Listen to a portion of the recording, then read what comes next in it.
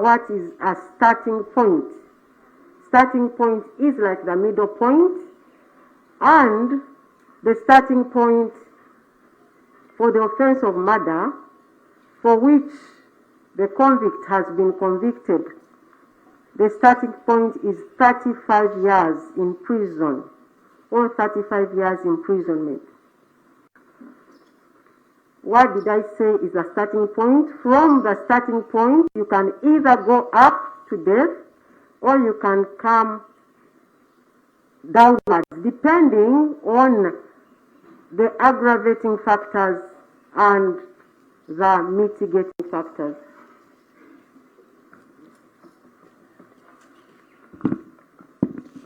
Kino kyekibonerezo n'ensonga z'ekibonerezo. Ono asingisiddwa omusango, asingisiddwa emisango ena, ng'era emisango gyonna ena egimusingisiddwa gyonna ekibonerezo kiba kyakufa, ekisingayo obunene, ekisembayo obunene kiba kyakufa, ng'era okusinziira ku tteeka erirambika oba eriyambako okulungamya ku kuwa ebibonerezo bino ebyabagibwa mu 2013. Ebibonerezo bino biweebwa ku misango egy'enjawulo, ng'era omusango gusingisiddwa Okello olwaleero gwa butemu, ng'era ekibonerezo kitandikira ku myaka 35 mu kkomera okutuusa ku kufa, ng'era basobola okuwa ekibonerezo ekyokufa oba okukka wansi paka wa kitandikira ku myaka 35. From 35, you can either go up or come down, depending on what convinces you between the factors aggravating the sentence and those mitigating the sentence. Ng'era ekibonerezo kino kisobola okukka kuva ku myaka 35 oba okuva nekyambuka oba okuva ku kufa okukka wansi okutuusa ku myaka 35 okusinziira ku biba biweereddwayo mu kusaba ekibonerezo ekisaamusaamu oba ezo ensonga eziweereddwayo nti engeri omusango guno gye gujjazzibwamu. The counsel for the state or the prosecutor has submitted or provided what he believes are the factors that aggravate these offenses that would call for the maximum sentence, which is death. Omuwabi wa gavumenti ategeezezza kkooti byasuubira okuba nga bye bigufuula ogwannagomo oba ogw'amaanyi ennyo, era nga abye ekibonerezo ekisinga obunene. The summary of his submission was that the offense was committed in a very cruel manner. The injuries that were, or the children sustained, were indeed grave. They were attacked from their safest place, and the person who attacked them was fit to be their father, and instead of protecting them, he murdered them in a very gruesome and brutal manner. Era mu kuwumbawumba omuwabi wa gavumenti ategeeza nti emisango gino gyazzibwa mu ngeri ey'amaanyi etali yakisa wadde, ng'era n'obuvune obwakolebwa bwali bw'amaanyi nnyo, ng'era bwazzibwa mu kifo ekyali kisuubirwa kuba eky'emirembe, ng'era n'omuntu eyazza emisango gino beyazzaako omusango bamutwala nga taata waabwe, ng'era mu kifo ky'okuba nga abawaawo obukuumi yasalawo okubasanjaga. He also stated that this offense brought terror not only to the families of the victims but to the community of Gaba and to the nation at large. Era ebikolwa bino byaleesa entiisa ey'amaanyi kwabo abaddizibwako omusango guno, abooluganda baabwe, ekitundu n'eggwanga lyonna. According to him, this crime falls in the category that is known as or referred to as the rarest of the rare, thereby calling for the very maximum sentence, which is death. Era ng'ekika ky'emisango gino egyazzibwa kigwa mu misango egyo egitasangika oba egirwawo okusangika, ng'era ekibonerezo ky'emisango ng'egyo kiba kyakufa. He gave statistics and said that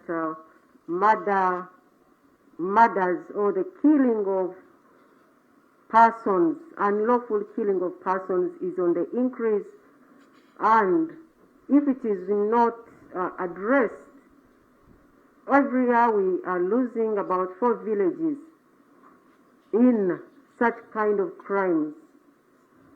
And he also said it is highly likely that because the crime is not punished as much, that is why it has gone on and become more prevalent. More arguments against nategeeza naawa ebibalo nti emisango gino egy'okutta oba okutta mu bumenyi bw'amateeka gyeyongedde nnyo, ng'era bwe kinaaba tekikoleddwako tujja kufiirwa abantu bangi, ng'okusinziira ku bibalo byawadde buli mwaka tufiirwa ebyalo 4 mu misango mu bumenyi bw'amateeka nga buno. Era singa baba tebawadde bibonerezo ebigwanidde tujja kugenda mu maaso n'okufiirwa abantu.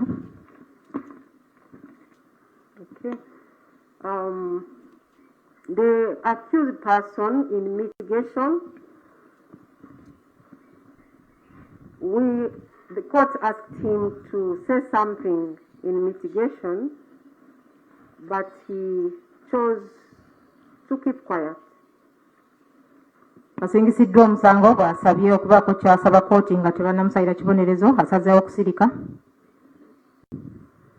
However, his lawyer, Ms. Sarah Okello, of course, first brought condolences and a prayer for healing for this land because of what happened, and went ahead to mitigate on behalf of the convict. Era wetuuse ku puliida addawolereza asingisiddwa omusango, puliida Okello asoose kwetondera oba n'okusaasira abantu abafiirwako abantu baabwe n'emyoyo gyabwe okuwummula emirembe, era n'asaba okuwonyezebwa kw'emitima gy'abantu ab'ekitundu kino, era n'agenda mu maaso n'okusaba oba okusaba ekibonerezo ekisaamusaamu olwa asingisiddwa omusango. Under paragraph 17 of the guidelines, sentencing guidelines, it provides that the court may only pass a sentence of death in exceptional circumstances in the rarest of the rare cases where the alternative of imprisonment for life or other custodial sentence is demonstrably inadequate. Mu kibyayo kya 17 mu mateeka agalungamya okw'ebibonerezo, kooti esobola okuyisa ekibonerezo ekyokufa mu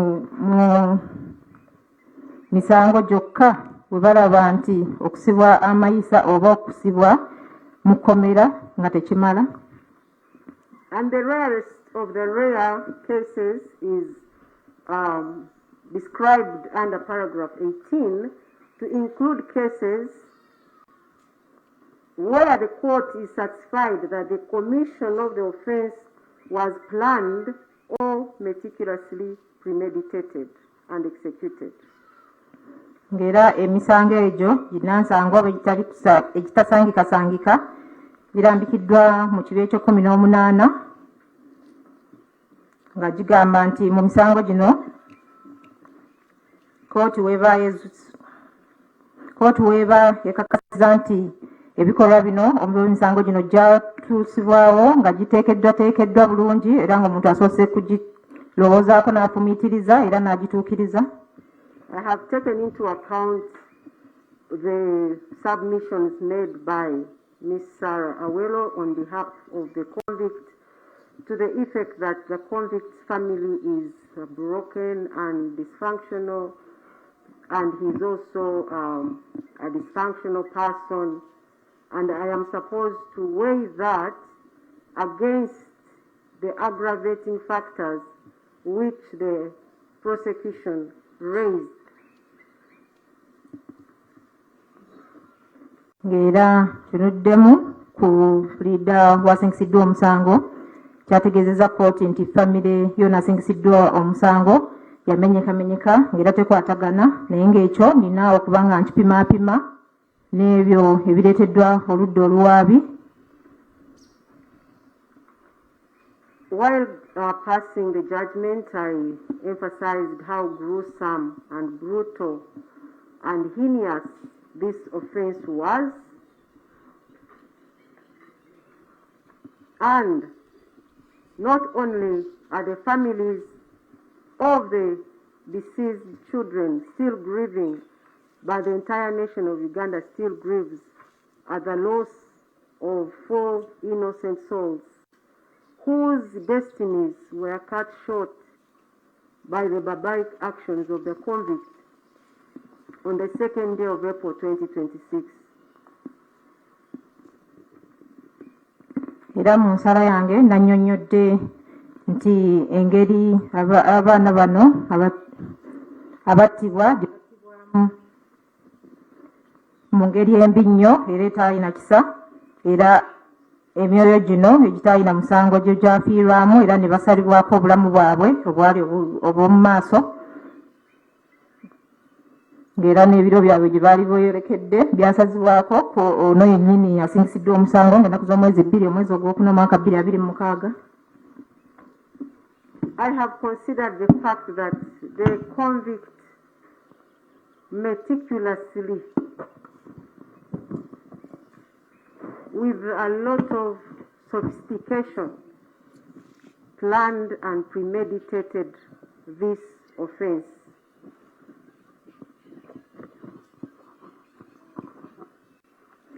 Era kirabye nti asingisiddwa omusango ono yeeteekateeka bulungi era n'atuukiriza enteekateeka ye ey'okuzza emisango gino. I have considered the fact that the convict attacked defenseless, innocent children who depend on adults for their protection and survival. Era neetegeeza nti asingisiddwa omusango ono yalumbagana abaana bano abaali batasobola kwerwanako, nga bo okwerwanako kaabwe batunuulira bantu bakulu abasobola okuba nga babakuuma.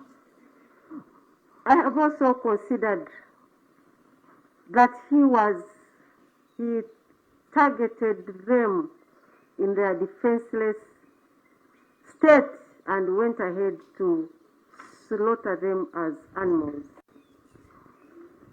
Era nga yagenda maaso n'abalumbagana mu kifo kibaali balowooza nti mu kifo kye baali batasobola kwerwanako, era n'abasanjaga. And I have also considered the fact that he attacked during broad daylight and had no fear, no shame, no consideration for human life. Era nga nkirabe nti yabalumbagana misana ttuku nga tatidde, ng'era talina kyeyekenyedde kyonna okuba nga asanjaga obulamu bw'abantu. I've also considered that if he was not apprehended, who knows, he would have killed more than 4.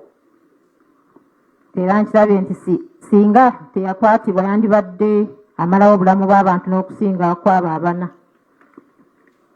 And I also consider the fact that when he was committing this offense, other people were watching. The caretakers, the coordinator. Meanwhile, these are the people that had earlier on shown him kindness. Era nkitunuulidde nti we yakoddiza emisango gino, waaliwo abaali balabirira abaana bano abaamulaba era nga emabega baali bamulaze ekisa by allowing to admit his alleged child when it was even the age was beyond what they take at the center. Nga baali bakkiriza n'okuwa omwana we ekifo wadde nga yali asussa mu myaka bo gye batwala mu kifo ekyo. I have also considered that the convict has not shown any remorse at all. Era ndabye na kino nti ono asingisiddwa emisango teyejjusa era talaze bwetoyaze wadde. Because I would at least have expected an apology from him to the families of the babies who he hacked and slaughtered like chicken and goats. Kubamba nsuubira okwetonda kwe eri families z'abaana abo be yasanjaga ng'enkoko oba embuzi. I realize he does not even imagine how those families are living without their children. Era nkirabye nti tateebereza namu famire ezo bwe zibeerawo kati oluvannyuma lw'okufiirwa abaana baabwe. I'm sure he watched the mother of Gideon collapse or faint as she testified. He must have known that she's going through something that she may never hear from. But he chose not to apologize. Era nsuubira nti yalaba bulungi maama wa Gideoni eyazirika bwe yali awa obujulizi ng'era ekyo kyayitamu teri amanyi oba ali wonna mu bulamu bwe bwonna naye era asazeewo obuteetonda. I have considered what this offense, the impact it has had to the families that lost their babies. The 2nd of April 2026, to them was like any other day. They dropped their children to school only to find dead bodies. Era ntunuulidde famire zino engeri gye ziyisiddwamu oba nsuubira kye ziyiseemu kubanga 2 omwezi ogwokuna omwaka 2026 okubanga baatwalanga abaana baabwe ku ssomero lino nga basuubira okubanga baddayo ne babajjayo. Naye baatuuka ku olwo ne babaga nti bafu. That pain only God will help them to heal. Obulumi obwo Katonda yekka ayinza obasaasira ne bawona. I have considered the statement that the convict comes from a dysfunctional family and it is broken, but I do not believe that should be reason for someone to find other people's children and then slaughters them mercilessly. Tera poliriza n'ekyo nti asingisiddwa omusango ava mu famire eyamenyekamenyeka oba abatakwatagana naye sisuubira nti eyo nsonga yasimba okumatiza nti omuntu abaddemu eyo famire asobola okugenda natta abaana ba banne nga talina kisa wadde. I've also considered his denial that that he did not kill these children for human sacrifice, but I am inclined to believe that that was the reason, because that is what he informed or he told Dr. Nwamanya Emmanuel. Era n'ekyawo n'asingisiddwa omusango okugaana nti teyatta lwa kusaddaaka. Nze nzikiriza nti eyo y'ensonga lwaki yakikola ng'era kino nkijjaako obujulizi obwa Dr. Nwamanya Emmanuel. Because I would find no reason why someone would rise up or leave their homes early morning to come and slaughter children who are in their safe space at school. Ng'era siraba nsonga yonna muntu gy'asobola kuzuukuka ku makya n'ava ewuwe n'agenda n'asanjaga abaana abaali ku ssomero bwe basuubira nti wa mirembe.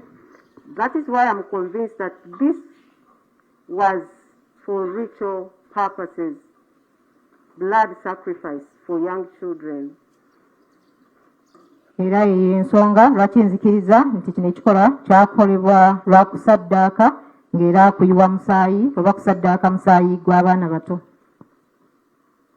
I agree, and I agree with the prosecution that this case or these offences fall in the rarest of the rare. Era nzikiriziganya n'oludda oluwaabi nti omusango guno gugwa mu misango egyo ginnamisangwa egitasangikasangika. Like the probation officer informed the court that when he made inquiries, they said this kind of thing had never happened. For 4 children to be killed just in a very short time by one person. Ng'era nga akola ku nsonga z'abaana bw'ayogedde nti bwe yatambula n'abuuzabuuza ku bantu b'ekitundu bamutegeeza nti ekintu kino oba okutta kuno kwali tekubeerangawo mu kifo kino mu kaseera akatono nga kikoleddwa omuntu omu. Having said that, the convict must be given a sentence that will not only speak to him but also to those friends of his whose identities he refuses to disclose, and any other person in this country who believes in sacrificing blood for wealth. Era ekibonerezo kino tekiweebwa onasingisiddwa omusango yekka wabula kiweebwa n'abo mikwano gye yagaana okwatula eri kkooti oba n'abantu bonna abalala n'abali eyo mu ggwanga lyaffe abalowooza nti okusaddaaka osobola okufuna obugagga. Let them know that it is highly risky because they will be found like Mr. Okello was found, and they will not escape the long arm of the law. Bateekeddwa okukimanya nti ekikolwa ekyo kiba kya bwerinde nnyo ng'era bajja kuba bakwatibwa omukono gw'amateeka ogw'amaanyi. In light of the above, I have found no reason why I should not sentence Mr. Okello with the maximum sentence. N'olw'ensonga ezo waggulu sirina kyenzudde kiŋŋaana kuwa Okello ekibonerezo ekisingayo obunene. I hereby sentence him to suffer death for the murder of Eteku Gideon in count 1, Keisha Agenroth Otim in count 2, Seriange Ignatius in count 3, and Odekereyan in count 4 in a manner authorized by law. Ensonga eyo nsindika Okello Christopher Onyo ku kibonerezo ekyakalabba olw'okutta abaana bano. Omusango ogusooka Oteku, owokubiri Keisha, omusango okusatu Seriange Ignatius ne Odeke mu ngeri eragirwa mu mateeka. And Mr. Okello, you have a right of appeal. You have a right of appeal against the conviction of this court, both the conviction and the sentence. This you should do within 14 days from today. You have a right to appeal to the Court of Appeal. Olina eddembe okujulira musango guno ku nsala oba n'ekibonerezo ekikuweereddwa mu nnaku 14 okuva olwaleero mu kkooti ejulirwamu. And that is the order of the court. Ekyo ekiragiro kya kkooti.